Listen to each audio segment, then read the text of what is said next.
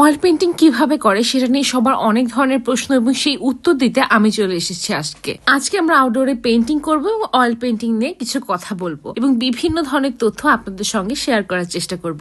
সাথেই থাকুন।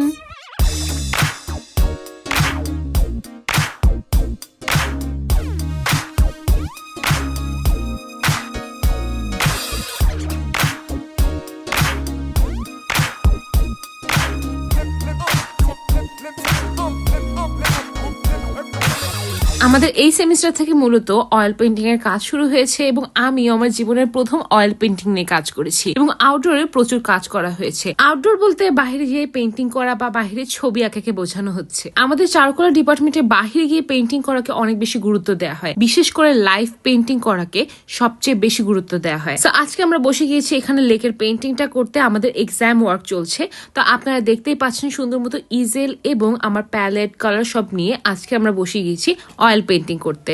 Oil painting শুরু করার ক্ষেত্রে একদম দিশেহারা অবস্থা হয়ে যায়। কোথায় শুরু করব, কি দিয়ে শুরু করব, অনেক কনফিউশন কাজ করে। যেহেতু এটা ওয়াটার বেসড না, অয়েল বেসড একটা পেইন্ট। অয়েল পেইন্ট শুরু করার জন্য মূলত যে জিনিসগুলো লাগবে সেটা নিয়ে আমরা আজকে কথা বলবো। প্রথমে আপনার যেটা লাগবে সেটা হচ্ছে তেল। অয়েল পেইন্টের নামে কিন্তু এটার অর্থ আছে তেল রং। অয়েল পেইন্টের ভেতরে তেল থাকে এবং এটাকে আরো স্মুথ করার জন্য আপনার লাগবে লিনসিড অয়েল। তেল রং অনেক দেরিতে শুকায়। আপনার অ্যাক্রিলিক পেইন্ট যেরকম কয়েক মিনিটের ভিতর শুকিয়ে যায়, সেরকম তেল রং কয়েক মাস পর্যন্ত গড়ায় এবং তেলের সঙ্গে তাই আমাদের তারপিন মেশাতে হয়। তারপিন আমাদের এই রংটাকে দ্রুত শুকাতে হেল্প করে। মূলত অ্যাক্রিলিক পেইন্ট করার সময় যেরকম আমরা যতটুকু পানি ব্যবহার করি আমাদের ব্রাশকে স্মুথ করার জন্য, ঠিক সেরকম অয়েল পেইন্টের ক্ষেত্রে আমাদের ব্রাশটাকে স্মুথ করার জন্য এবং ভালোভাবে পেইন্ট করার জন্য আমাদের তেল প্রয়োজন হয় এবং সেক্ষেত্রে লিনসিড অয়েলটা সবচেয়ে বেশি পপুলার এবং লিনসিড অয়েলকে দ্রুত শুকানোর জন্য হেল্প করে তারপিন। একটা ছোট্ট বাটিতে তাই আপনি লিনসিড অয়েল ঢেলে নেবেন এবং সেটাতে 30 থেকে 20% পর্যন্ত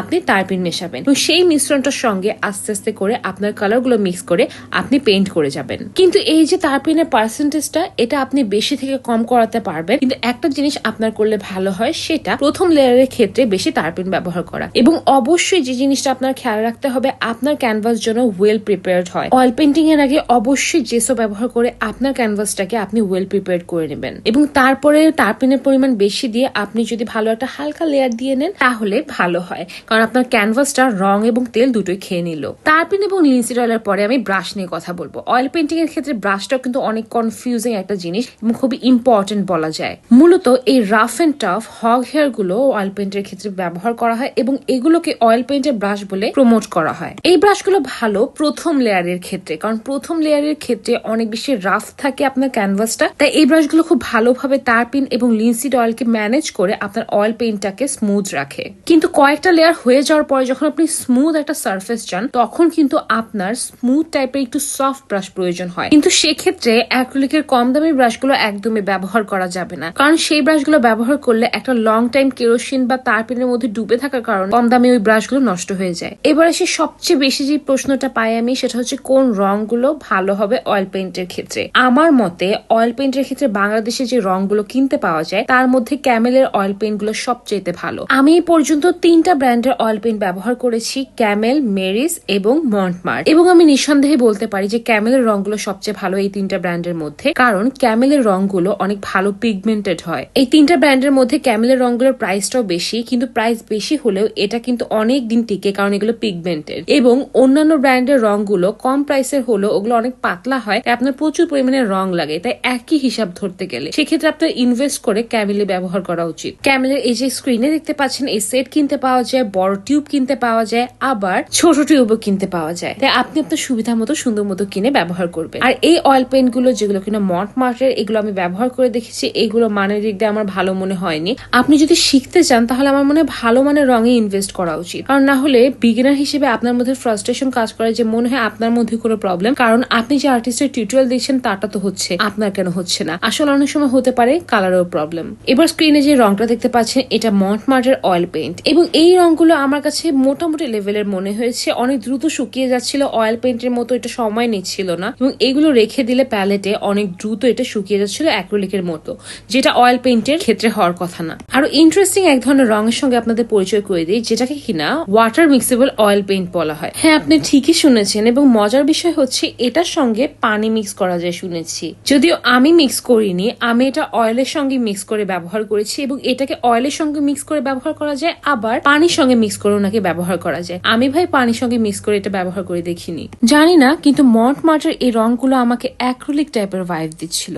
এটা অয়েল পেইন্টের যে স্মুথনেসটা ওটা আমি পাচ্ছিলাম না। ক্যামেলের রংগুলোর ক্ষেত্রে যেমন দেখা যায় যে এত বেশি ঘন এবং ঠিক হয়ে থাকে, যেটা দেখলেই বোঝা যায় যে এটা অনেক ভালো মানের একটা রং। যেমন এখানে আপনারা দেখতে পাচ্ছেন আমি নিজের ব্রাউন কালার বানিয়ে নিচ্ছি। এখানে আমি আল্ট্রামেরিন ব্লু, ক্যাডমিয়াম রেড এবং ইয়েলো অকার ব্যবহার করছি একটা ভালো ব্রাউন বানানোর জন্য, বা বার্ন্ট আম্বার বলতে পারেন। সামান্য একটু পার্পল কালারও ব্যবহার করছি। অয়েল পেইন্ট অনেক সময় আমরা মিক্স করে রাখি বা অনেকগুলো আমাদের প্যালেটে রেখে দিই এবং অয়েল পেইন্ট কিন্তু অনেকদিন পর্যন্ত ভেজা থাকে, যার কারণে এটাকে যদি ভালোভাবে রাখা যায় তাহলে এত দামি এই রংগুলো কিন্তু আমরা কিছুদিন রেখে ব্যবহার করতে পারবো। যেমনটা স্ক্রিনে দেখানো এই প্যালেটটা দেখতে পাচ্ছেন, এটা আমি কাস্টমাইজ করে নিজে দোকান থেকে বানিয়ে নিয়েছি, যেটা কিনা কাঁচ দিয়ে বানানো এবং সুন্দর মতো দুই পাশে কাঁচ লাগানো এবং ঢাকনা দিয়ে আমি সুন্দর মতো এটা আটকে রেখে দিই। রঙও অনেকদিন ভেজা থাকে, আবার ধুলোবালি থেকেও এটা কিন্তু প্রোটেক্টেড থাকে। খুব সহজে ক্লিন করা যায়, আবার খুব সহজে এখানে মিক্সিং এর কাজও করা যায়। অয়েল পেইন্ট করতে গেলে এরকম একটা প্যালেট পেলে আর কি লাগে। অয়েল পেইন্টিং এর ক্ষেত্রে ব্রাশ কিন্তু অনেক ভালো একটা প্রভাব রাখে, তাই আপনার অবশ্যই রেগুলার ব্রাশটাকে ক্লিনও করতে হবে। আপনি যদি রেগুলার ব্রাশটাকে ক্লিন না করেন তাহলে কিন্তু আপনার ব্রাশটা নষ্ট হয়ে যাবে। এবং ব্রাশ ক্লিন করার জন্য আমি খুব দারুণ একটা জিনিস নিজে বানিয়ে নিয়েছিলাম, আর সেটা হচ্ছে কাচের এই জারটার ভেতরে পুরনো ছেঁকনির এই জিনিসটা সেট করে নেয়া। জিনিসটা বানিয়ে নেওয়ার মাধ্যমে আমি এটার মধ্যে কেরোসিন দিব বা তারপিন দিব। আপনি যে কোনো জিনিস দিয়ে আপনার ব্রাশটা ক্লিন করতে পারেন, কিন্তু তারপিনের প্রাইস যেহেতু অনেক বেশি, তাই আমরা সাধারণত কেরোসিন ব্যবহার করি আমাদের ব্রাশগুলো ক্লিন করার জন্য। এই গ্লাসের জারটার মধ্যে কেরোসিন বা তারপিন আমরা ঢেলে রাখি এবং ব্রাশটা ডুবিয়ে আমরা সুন্দর মতো ওই ছেঁকনির সঙ্গে লাগিয়ে এটাকে ক্লিন করি। কেরোসিন বা তারপিন দুটোরই স্মেল অনেক বেশি স্ট্রং এবং অনেকেই নিতে পারে না, যেমন আমি। আবার অনেকের ভালো লাগে, কিন্তু আমি এটা একদম নিতে পারি না। আমার অনেকক্ষণ এই স্মেলটা নিলে অনেক খারাপ লাগে শরীরের ভেতরে। তাই সেক্ষেত্রে আপনাদের আরো ইম্পর্টেন্ট একটা তথ্য দেয়া, সেটা হচ্ছে অয়েল পেইন্ট অবশ্যই চেষ্টা করবেন খোলামেলা জায়গায় করতে। বদ্ধ জায়গায় করলে আপনার প্রবলেম না হলেও আপনার ফ্যামিলির প্রবলেম হতে পারে, কারণ অয়েল পেইন্ট কিন্তু অনেক বেশি টক্সিক হয়। যেমন আপনার স্কিনের প্রবলেম হতে পারে যদি কেরোসিন বা তারপিন আপনার স্কিনে লাগে, পিম্পল হতে পারে, অথবা চেষ্টা করবেন যেন আপনার মুখে না যায়। খুব ভালোভাবে মাস্ক পরে ব্যবহার করবেন। এই জিনিসগুলো মেনটেন করে যদি আপনি পেইন্টগুলো ব্যবহার করেন তাহলে আপনার জন্যই ভালো হবে, কারণ তারপিনের যে স্মেলটা এটা অনেক সময় আপনার নিঃশ্বাসের সঙ্গে গিয়ে কিন্তু আপনার লাংসেও প্রবলেম হতে পারে। আর এটা ব্যবহারের আগে অবশ্যই কয়েকটা ছোট ছোট ন্যাকড়া বানিয়ে নেবেন, যেগুলো দিয়ে আপনি আপনার রংগুলো মুছবেন, আপনার আশেপাশের জিনিসগুলো মুছবেন। এগুলো অনেক হেল্পফুল। প্রথম দিকে তো আমরা ঘরের ভেতরেই কাজ করেছিলাম স্টিল লাইফ পেইন্টিং, তারপরে যখন আমাদেরকে অয়েল পেইন্ট ঘরের বাইরে দেওয়া হলো আউটডোর পেইন্টিং করতে, তখন আমি টের পেলাম যে আউটডোর পেইন্টিং করে আসলে অয়েল পেইন্টে বেশি মজা। যেমন বাহিরে ওরকম স্মেল একটা নাকে আসে না এবং খুব খোলামেলা ভাবে ভালোভাবে কাজগুলো করা যায়। প্যালেট ক্লিন করতে সুবিধা হয়, আবার কোথাও যদি তেল পড়ে যায় তাহলে সেটা পরিষ্কার করার ভয় থাকে না। তো এই জিনিসগুলোর জন্য কিন্তু বাহিরে আউটডোর পেইন্টিং করতে অনেকটাই সুবিধা হয়। আর আমার এখন মনে হয় যে লাইভ পেইন্টিং করাটা বেশি আরামদায়ক। প্রথম যে জিনিসটা আপনার আসলে বুঝতে হবে সেটা হচ্ছে অয়েল পেইন্ট অনেক রিল্যাক্স করে ঠান্ডা মাথায় আপনি আঁকতে পারবেন, আর এটাতে অনেক তাড়াহুড়োর কিছু নাই। কিন্তু আপনার যে জিনিসটা একটু ফ্রাস্ট্রেশন কাজ করতে পারে, যে ওই যে এটা একটু আস্তে শুকায়, যার কারণে দিনের পর দিনও লেগে যায় একটা লেয়ার শুকাতে। এবং এর জন্য কিন্তু বিদেশে বিভিন্ন ধরনের জেল ব্যবহার করে, আবার লিকুইড মিডিয়াম ব্যবহার করে। আমাদের দেশে যেমন লিনসিড অয়েলটা অনেক বেশি পপুলার, তাই বেশিরভাগ ক্ষেত্রে লিনসিড অয়েল ব্যবহার করা হয়, কিন্তু বাহিরের দেশে কিন্তু বিভিন্ন দামি দামি মিডিয়াম ব্যবহার করা হয়। আমার মতো অনেকে আছেন যারা কিনা তারপিনের স্মেলটা নিতে পারে না, তাদের জন্য কিন্তু নন টক্সিক বিভিন্ন ধরনের মিডিয়াম কিনতে পাওয়া যায়। আর বদ্ধ ঘরে যারা কাজ করেন তারা এই নন টক্সিক মিডিয়াম গুলো ব্যবহার করে অয়েল পেইন্ট করতে পারে, কিন্তু এগুলো অনেক বেশি এক্সপেন্সিভ এবং আমাদের দেশে এখন পর্যন্ত আমি পাইনি। আজকে আমি অল্পের মধ্যে শর্ট করে আপনাদেরকে অয়েল পেইন্ট নিয়ে একটা ধারণা দেওয়ার চেষ্টা করলাম। ইনশাল্লাহ অয়েল পেইন্টিং নিয়ে বিস্তারিত আরো সুন্দর সুন্দর ভিডিও আপনাদের জন্য আমি উপহার দেওয়ার চেষ্টা করব। তো সেটার জন্য তো আমার পাশে থাকতেই হবে এবং অবশ্যই আমার চ্যানেলটা সাবস্ক্রাইব করে আমাকে সাপোর্ট দিয়ে পাশে থাকবেন। সামনে আমি আরো ইন্টারেস্টিং টপিকে ভিডিও বানানোর চেষ্টা করবো এবং অয়েল পেইন্ট নিয়ে আপনাদেরকে চেষ্টা করবো আরো সুন্দর সুন্দর ভিডিও উপহার দিতে। আচ্ছা, ভালো কথা, জিপসাম নিয়ে আপনাদের অনেক ইন্টারেস্ট দেখলাম এবং অনেকে প্রশ্ন করছিলেন জিপসাম নিয়ে বিভিন্ন ধরনের প্রশ্ন। তো আপনারা কি জিপসাম নিয়ে বিস্তারিত ভিডিও চান?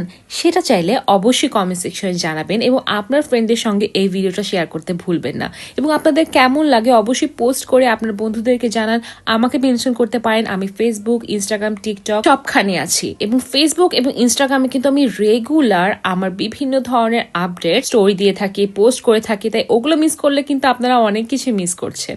তাই জলদি করে আমাকে ফেসবুক এবং ইনস্টাগ্রামে ফলো দিয়ে আসতে পারেন। ইনশাল্লাহ পরের ভিডিওতে আবার দেখা হবে নতুন কিছু নিয়ে। অনেক অনেক শুভকামনা ও ভালোবাসা রইল আপনাদের জন্য। আল্লাহ হাফেজ, আসসালামু আলাইকুম।